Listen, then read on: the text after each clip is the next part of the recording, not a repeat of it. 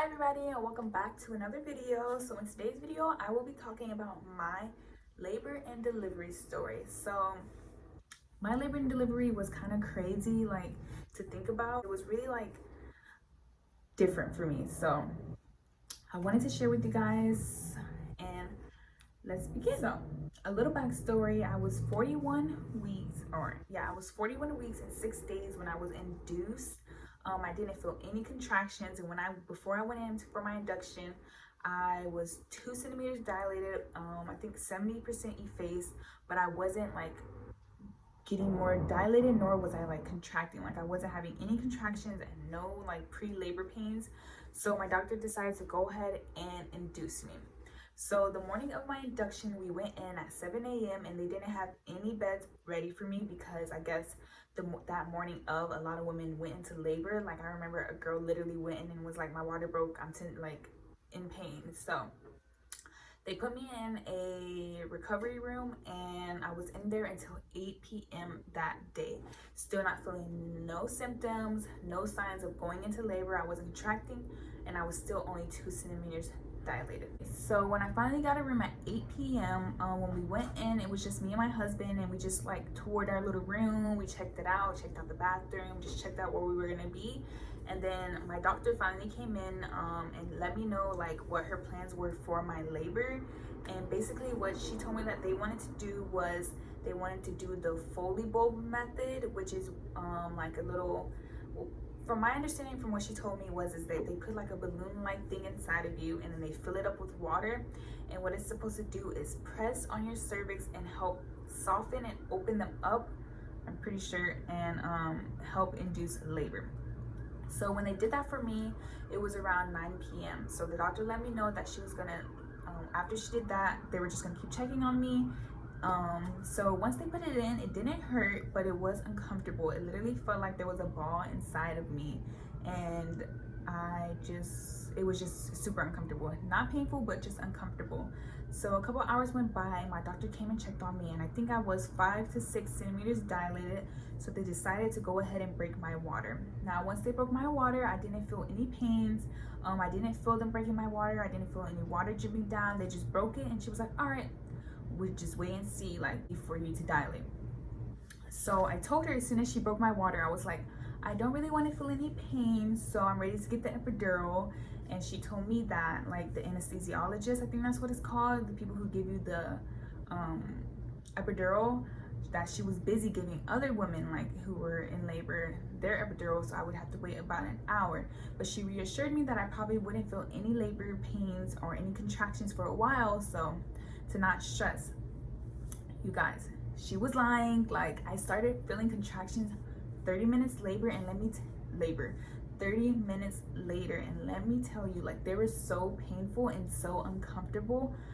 I was just like, oh my gosh. I looked at my husband and I was like, babe, I'm literally feeling all these contractions. Like, where's the anesthesiologist? Like, I couldn't stay still. Like, from my lower body was just so uncomfortable. It felt like a sharp period pain that you can't stop. Like, nothing was gonna stop it. No heating pad, no taking a shower, no laying down, nothing. So eventually the anesthesiologist came in and she gave me my epidural.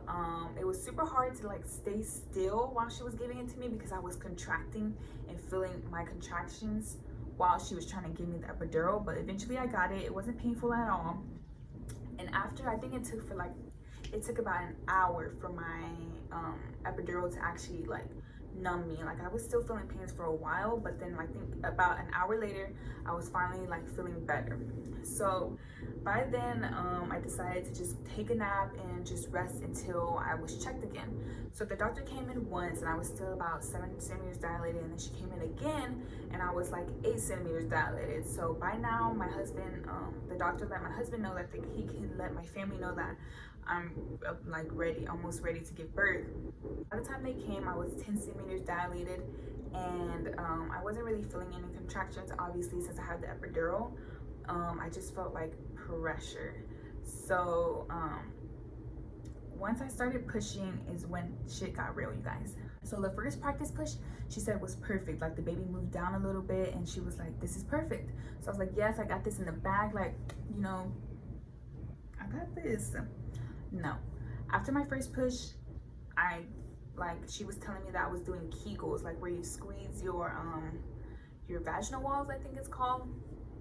So the baby wasn't moving down anymore. She just kept saying like, push down, push down, push down. And I was like, I'm pushing down. I'm like, I 100% thought I was pushing, because every single time that I would push, TMI, but I would poop myself. Like I was literally pooping, because that's how hard I was pushing. And I remember that every time I kept pushing, like I would get sick and I would feel nauseous and I kept throwing up. I think I threw up twice in the little baggie, and I was just nauseous the whole time. And eventually my epidural was wearing off, so I was feeling all my contractions, I was feeling all the pains while trying to push. So eventually my doctor decided to send me up in the hospital bed to try to help the baby move down a little bit more. And then we started pushing again, and I was pushing, and she wouldn't come out. And eventually they were like, we can see the baby's head. They were like, she has so much hair. My husband was like, babe, she has so much hair. And I was like, oh my gosh, like why isn't she coming out? Eventually the doctor decided for me to have a C-section, because at this point I was pushing for I think 2 to 3 hours and the baby still hasn't come. So by the time she decided for me to have a C-section, I was 100% in pain, feeling all my contractions, and I was just like, okay, give me the drugs, like give me something to stop this pain. And they gave me the medicine 30 minutes later, and like I wasn't feeling any pain anymore. My husband got suited and they wheeled me away to the surgical room. So I went in there first. My husband wasn't with me, he was like in the little waiting room. And when we got in there, you guys, I literally felt like I was in Grey's Anatomy. Like the room was so bright, so white. There was so many like little surgical beds with like the little things that they use to cut you open, I guess.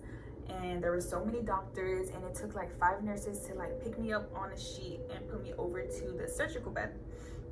So once they did that, they put a little cloth like from my lower, so from under my boobs up, they put a little cloth, and I was laying back like this.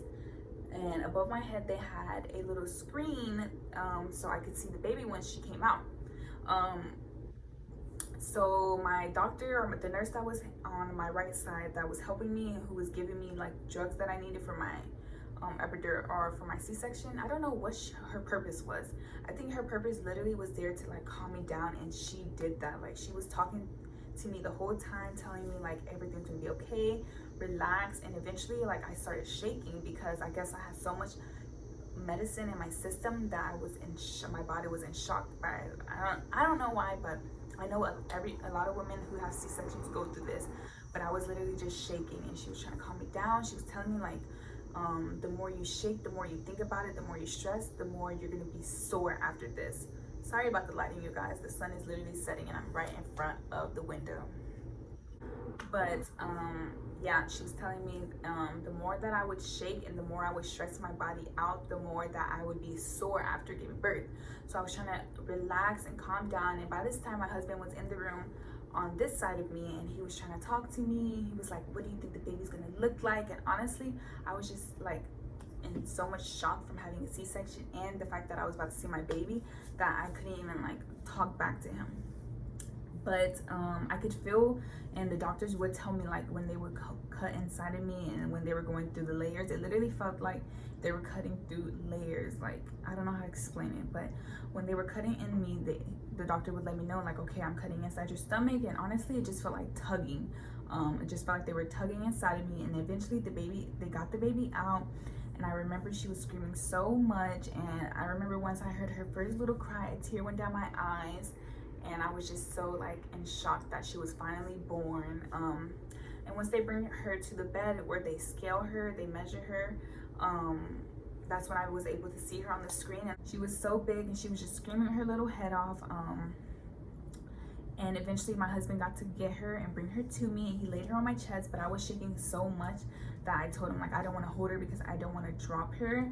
But I did hold her for like a minute or two, and eventually I gave her back to him, and he was just singing to her and talking to her. And it was just such like a beautiful moment to go through with like the love of your life, like the person that you just imagine having kids with. It was such a beautiful moment, and I couldn't believe that we were at this moment. I literally like saw flashes of when we first got together, when I knew I was in love with him, and getting married, and now having our first child together. Like, it was crazy, you guys.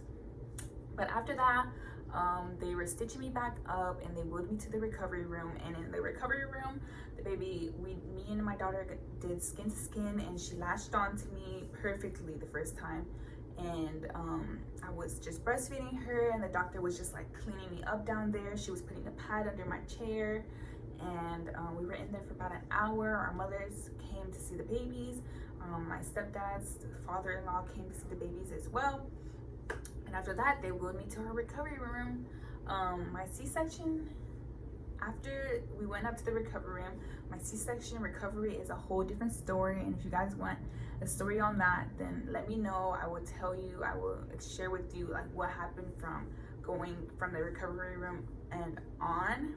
But yeah, that is my labor and delivery story. I'm so thankful that I had a safe delivery, a safe C-section, and I was able to bring my daughter into this world without any complications.